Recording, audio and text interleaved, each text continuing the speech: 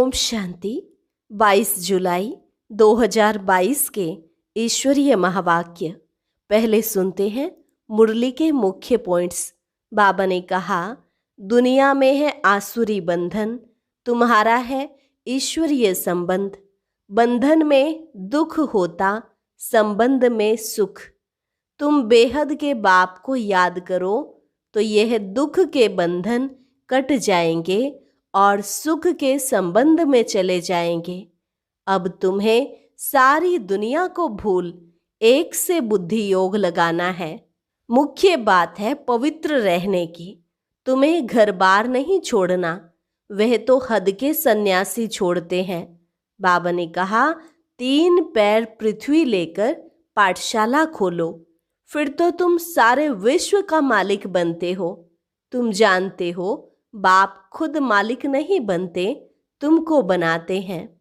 यह गॉड की यूनिवर्सिटी सारे यूनिवर्स के लिए है, जहां सबको सद्गति मिलती है।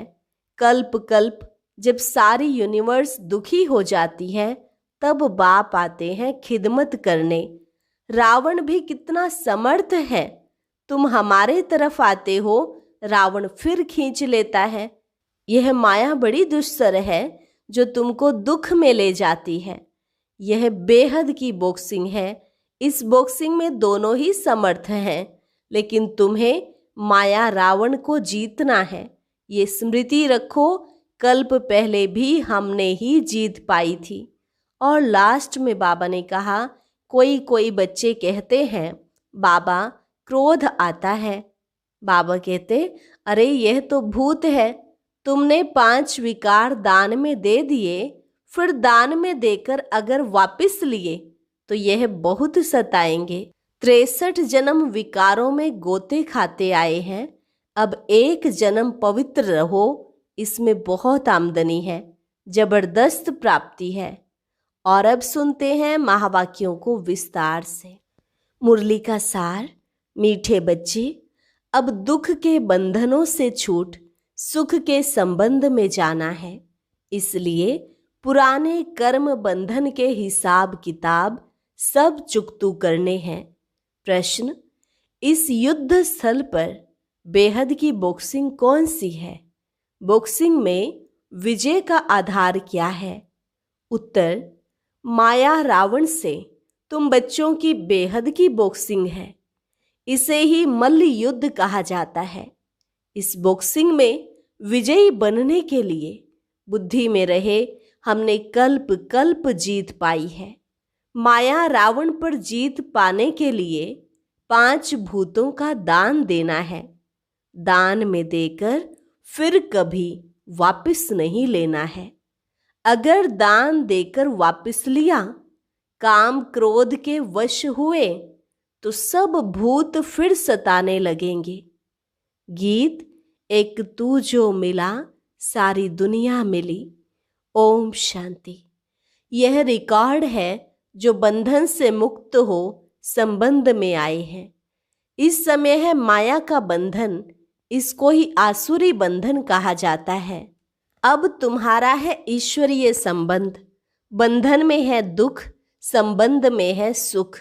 इसलिए कहते हैं, दुख के बंधन काट हमें सुख के संबंध में लाओ। भक्ति मार्ग में भक्तों की पुकार होती है। भगत अर्थात भगवान को याद करने वाले। परंतु दुनिया में एक भी भक्त नहीं जिसको भगवान का पता हो। इसलिए आधा कल्प से भक्ति मार्ग चला आता है। साधु भी साधना करते हैं, भगवान से मिलने के लिए बंदगी करते हैं। भगवान तो एक है, उनसे वर्षा मिलता है। हद के बाप का वर्षा तो है, फिर भी बेहद के बाप को याद करते हैं, क्योंकि हद के वर्षे में दुख है, बेहद के वर्षे में सुख है। यह भी तुम जानते हो। तुम्हारे बंधन काटने के लिए बाप सम्मुख बैठे हैं। गाया भी जाता है, दुख हरता सुख करता। दुख हरता शांति करता नहीं कहेंगे। सभी शांति में चले जाएं, फिर तो सृष्टि ही ना रहे। इसलिए दुख हरता सुखकर्ता कहा जाता है, सबको सुख देते हैं, मुक्ति पाते हैं जीवन मुक्ति पाने के लिए। सिर्फ मुक्ति कहे वो फिर मोक्ष हो जाए। मुक्ति के साथ जीवन मुक्ति जरूर है। जीवन मुक्ति है सुख का संबंध, जबकि आत्माएं सतो प्रधान है। यहाँ तुम आए हो दुख के बंधन से छूटने के लिए, दूसरे तरफ सुख के संबंध में जुटते जा रहे हो। कर्म बंधन का हिसाब किताब चुकतू करना पड़ता है। नई दुनिया में दुख है नहीं, पहले पहले है सुख का संबंध, बाद में फिर दुख का बंधन शुरू होता है। सुख दुख सब खेल के लिए है। तुम बहुत सुख तो बहुत दुख भी देखते हो, वह थोड़ा दुख तो थोड़ा सुख देखते हैं। भारत जो हेवन सॉल्वेंट था, अब हेल इंसॉल्वेंट है। सबसे नया था, अभी सबसे पुराना है। बहुत दुख देखे हैं, अभी भी बहुत दुख है। इन दुखों से छुड़ाने के लिए बाप को पुकारते हैं, उनको पिया कहा जाता है। वह हद के पिया को पुकारते हैं। अब तुम समझते हो उनको दुख है, तब तो पुकारते हैं। अभी श्रीमत पर तुम पुरुषार्थ कर रहे हो सुख धाम में जाने का। बाप कहते हैं हर 5000 वर्ष बाद मैं आता हूँ। तुम्हारी बुद्धि में अब ज्ञान भरा है, आदि से अंत तक तो त्रिकालदर्शी हुए ना। तुम तीनों लोकों को जानते हो। मूल वतन में हम आत्माएं शांति में रहती हैं। हम असल में उस निर्वाण धाम के वासी हैं। फिर प्रवृत्ति धर्म में आने से इन ऑर्गन्स द्वारा पार्ट बजाते हैं। तुम सुख और दुख का पार्ट बजाते हो आदि से अंत तक। तुम ऑलराउंडर हो। तुम ही 84 जन्म लेते हो। तुमको अब रोशनी मिली है। 84 लाख जन्म तो हो न सके, मनुष्य 84 जन्म लेते हैं। बाकी वैरायटी योनियां तो ढेर हैं, गिनती करने वाला तो कोई नहीं है। ऐसे ही धुक्का लगा देते हैं। अभी तुम जानते हो कौन 84 जन्म कैसे लेते हैं। सिख लोग व आर्य समाजी बौद्धि आदि 84 जन्म नहीं लेंगे। तुम बाप को जानते हो, इसलिए कहते हो गीता का भगवान कौन? ज्ञान सागर, पतित पावन हेवनली गॉड फादर, या सर्वगुण संपन्न हेवन का प्रिंस श्री कृष्ण? यह पहेली तो बहुत सहज है, इसलिए बाबा ऐसी ऐसी पहेली छपवा रहे हैं तो मनुष्यों की बुद्धि में बैठे। तो जज करो कि गीता का भगवान कौन? हेवनली गॉड फादर है, हेवन स्थापन करने वाला। पतितों को पावन बनाने में कितना टाइम लगता है? मुख्य बात है पवित्र रहने की। एक से बुद्धि लगानी है, घर बार छोड़ना नहीं है। वह तो हद के सन्यासी छोड़ते हैं, तुम्हारा है बेहद का सन्यास। वह फिर भी पुरानी दुनिया में रहते हैं। तुमको सारी दुनिया को भूलना पड़ता है। हमको हद से बेहद में जाना है। वह है शांति धाम, वहाँ शांति ही शांति है। बाकी हद और बेहद का सुख यहाँ है। तुमको हद और बेहद के पार जाना है। शांति धाम हम आत्माओं का घर है। वहाँ कोई पार्ट आत्मा बजाती नहीं है, ऑर्गन्स नहीं है। फिर ड्रामा अनुसार तुम्हारा सतयुग का पार्ट इमर्ज होता है। जो तुमने पार्ट बजाया है, कल्प कल्प वही पार्ट बजाते हो। यह बातें तुम्हारे सिवाय कोई बता नहीं सकते। सुख का संबंध और दुख का बंधन तुम जानते हो। तुमको रहना भी आसुरी संबंध में है, क्योंकि तुम अभी ईश्वरीय संबंध में रह नहीं सकेंगे। इतने सभी कहाँ रहेंगे? फिर तो सन्यासियों मुआफिक हो जाए। कुटुंब को कहाँ ले आएंगे? बच्चे वृद्धि को पाते रहेंगे। पहले पहले छोटा घर था, 3 पैर पृथ्वी के थे। तुम छोटी कोठरी में आते थे। जैसे बाबा कहते हैं घर में गीता पाठशाला खोलो, वैसे ही था। पूछते हैं शुरू कैसे हुआ। बाबा बताते हैं शुरू ऐसे हुआ था, पहले 3 पैर पृथ्वी के लिए, फिर पीछे बड़े मकान लिए, बच्चे भी बहुत आ गए, भट्ठी बनी, मोटरें बस आदि भी रखी। इसलिए बाबा बच्चों को कहते हैं 3 पैर पृथ्वी लेकर पाठशाला खोलो, फिर तो तुम सारे विश्व का मालिक बनते हो। गाते हैं ईश्वर विश्व का मालिक है, परंतु तुम जानते हो विश्व सृष्टि को कहा जाता है।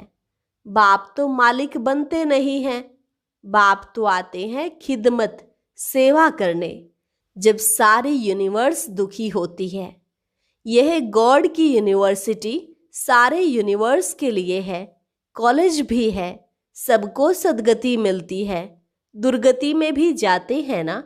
सूक्ष्म वतन मूल वतन में तो दुर्गति में नहीं जाते हैं। इसलिए यूनिवर्सिटी में सारे यूनिवर्स का कल्याण होता है। यह बातें कोई शास्त्र में नहीं है। सभी की गति सद्गति के लिए कहते हैं मुझे आना पड़ता है, नहीं तो पावन कैसे बनेंगे। रावण भी कितना समर्थ है, तुम हमारे तरफ आते हो, रावण फिर खींच लेते हैं। माया बड़ी दुस्सर है, माया तुमको दुख में ले जाती है। यह खेल है, बॉक्सिंग में दोनों ही समर्थ हैं। आधा कल्प हार आधा कल्प जीत होती है। यह बॉक्सिंग बेहद की है, इनको युद्ध स्थल कहा जाता है। इसमें माया रावण को जीतना होता है। कल्प पहले भी तुमने जीत पाई थी, तुम देख रहे हो कौन कौन निकल रहे हैं। कोई कहते हैं बाबा क्रोध आता है, अरे यह तो भूत है, दान में दे फिर वापस लेंगे तो बहुत सताएगा। तुमने 5 विकार दान में दिए, इनका संन्यास करना है, बाकी घर बार छोड़कर भागना कायरता है। बाप समझाते हैं 63 जन्म तुमने गोते खाए हैं, अब एक जन्म पवित्र रहो। इसमें आमदनी बहुत है, जबरदस्त प्राप्ति है। दुश्मन सामने खड़ा है, मल्ल युद्ध होती है ना। कंस और कृष्ण की मल्ल युद्ध शास्त्रों में दिखाई है। यह तो माया रावण की बात है। कृष्ण की आत्मा अंतिम जन्म में है, माया से युद्ध कर फिर श्री कृष्ण बनती है। अब समझदार बनना है। भारत कितना सिरताज था। सूर्यवंशी की दरबार देखो, कितने हीरे ज्वारों के महल थे। यहाँ भी दरबारें होती हैं, आपस में प्रिंसेस मिलते हैं, नंबरवार बैठते हैं। बुद्धि से काम लो। वहाँ आपस में कैसे मिलते होंगे, उन्हों की दरबार कैसी होगी। रात को बत्ती देखने में नहीं आती, रोशनी ही रोशनी है। साइंस काम में आती है, गुम नहीं होती। तुम भारत को स्वर्ग बनाने के निमित्त बनते हो, स्वर्ग का द्वार खोलते हो। वह शंकराचार्य, यह शिवाचार्य। बाप कहते हैं मैं ज्ञान का उच्चारण करता हूँ। गीत में सुना कि आप मिले तो सारी दुनिया मिली, उनसे उच्च होते नहीं। सर्व मनोकामनाएं पूरी होती हैं स्वर्ग में, सब सुख मिल जाते हैं। आगे भी टेलीफोन बिजली मोटरें आदि थोड़े ही थी, अभी हुई है। वहाँ तो साइंस बहुत काम देती है। अभी भी विलायत में 7 रोज में मकान तैयार करके देते हैं। यहाँ के मनुष्यों की बुद्धि तमो प्रधान है, यहाँ की भेंट में उन्हों की रजो प्रधान कहेंगे। तुम बच्चे यह सब जानते हो, दुनिया को बदलना होता है, इसलिए यह महाभारत लड़ाई है। तुम्हारी बुद्धि खुल गई है, कैसे युद्ध के मैदान में खड़े हैं। माया सामना करती है। बाप कहते हैं पूरा योग लगाओ, तुम भी निर्वाण धाम के रहने वाले हो। जैसे बाबा वैसे तुम। बाप तुम्हें विश्व का राज्य देते हैं, उसके बदले दिव्य दृष्टि की चाबी अपने पास रखते हैं। कहते हैं यह हमारे काम की है। भक्ति मार्ग में तुमको खुश करना होता है, बाकी किसको देता नहीं हूँ। तुमको विश्व की बादशाही देता हूँ, यह कोई कम बात है क्या। दिव्य दृष्टि की चाबी भी कोई कम थोड़े ही है। खेल कैसा है? जो अच्छी रीति समझते हैं, अंदर खुशी में रहते हैं। जन्माष्टमी पर भी समझाया, कृष्ण की जयंती नहीं, यह परम पिता परमात्मा की ही जयंती गाई जाती है। पहले कृष्ण जयंती मनाते हो, शिव जयंती कहाँ गई? पहले शिव जयंती हो, फिर तो कृष्ण का जन्म हो। शिव जयंती के बाद है कृष्ण की जयंती। शिव बाबा ही भारत को स्वर्ग बनाते हैं। कहते हैं, कल्प के संगम पर आकर राजयोग सिखलाता हूँ। महाभारत की लड़ाई हो तब नर्क का विनाश, स्वर्ग की स्थापना हो। शिव बाबा शिवालय स्थापन करते हैं, रावण विशाल्य बनाते हैं। जिससे श्री कृष्ण ने पद पाया, उसका किसको पता ही नहीं है। वास्तव में शिव जयंती ही मुख्य है, बाकी तो मनुष्य जन्म लेते रहते हैं। जो पूज्य देवताएं हैं वही फिर पुजारी बनते हैं। तुम्हारी बुद्धि में सारा राज है, सो भी नंबरवार पुरुषार्थ अनुसार। बाबा तुमको समझाते हैं, तुम फिर औरों को समझाते हो। प्रिंसिपल आदि को भी समझाना चाहिए। यह जो स्कूलों में हिस्ट्री ज्योग्राफी पढ़ाई जाती है, यह तो अधूरा ज्ञान है। मूल वतन, सूक्ष्म वतन, स्थूल वतन, इन सब का राज समझाना चाहिए। इनको जानते नहीं, बाकी अंग्रेजों मुसलमानों आदि की हिस्ट्री ज्योग्राफी ले बैठे हैं। बेहद की हिस्ट्री ज्योग्राफी बाप ही समझाते हैं। हम मनुष्य से देवता बन रहे हैं। स्वर्ग का प्रिंस प्रिंसेस कैसे बने, आओ तो हम तुम्हें बताएं। हेवन का प्रिंस प्रिंसेस बनना है। उन्हों को यह वर्षा कैसे मिला, यह सूर्यवंशी डायनेस्टी कैसे स्थापन हुई, यह नॉलेज नहीं है तो तुम फिलोसोफर काहे के हुए? समझाने की युक्ति चाहिए। यह क्या जजमेंट करते हैं? धर्मराज बाबा तो बिल्कुल एक्यूरेट हैं। उनके ऊपर तो कोई है नहीं, यहाँ तो एक दो के ऊपर है। सच्चा सच्चा धर्मराज तो सिर्फ एक है। अच्छा, मीठे मीठे सिकिल अधे बच्चों प्रति मात पिता बाप दादा का याद प्यार और गुड मॉर्निंग। रूहानी बाप की रूहानी बच्चों को नमस्ते। रूहानी बच्चों की रूहानी बाप दादा को नमस्ते नमस्ते, गुड मॉर्निंग। धारणा के लिए मुख्य सार। पहली पॉइंट, बुद्धि को हद और बेहद से पार अपने शांति धाम में ले जाना है। दुख के बंधनों से छूटने के लिए ईश्वरीय संबंध में रहना है। दूसरी पॉइंट, सारे विश्व की खिदमत करने के लिए 3 पैर पृथ्वी पर रूहानी यूनिवर्सिटी खोलनी है। बेहद की हिस्ट्री ज्योग्राफी पढ़नी और पढ़ानी है। वरदान, तपस्या द्वारा सर्व कमजोरियों को भस्म करने वाले फर्स्ट नंबर के राज्य अधिकारी भव। तपस्या द्वारा सर्व कमजोरियों को भस्म करने वाले फर्स्ट नंबर के राज्य अधिकारी भव। फर्स्ट जन्म में फर्स्ट नंबर की आत्माओं के साथ राज्य अधिकार प्राप्त करना है तो जो भी कमजोरियां हैं उन्हें तपस्या की योग अग्नि में भस्म करो। मन बुद्धि को एकाग्र करना अर्थात एक ही संकल्प में रह फुल पास होना। अगर मन बुद्धि जरा भी विचलित हो तो दृढ़ता से एकाग्र करो। व्यर्थ संकल्पों की समाप्ति ही संपूर्णता को समीप लाएगी।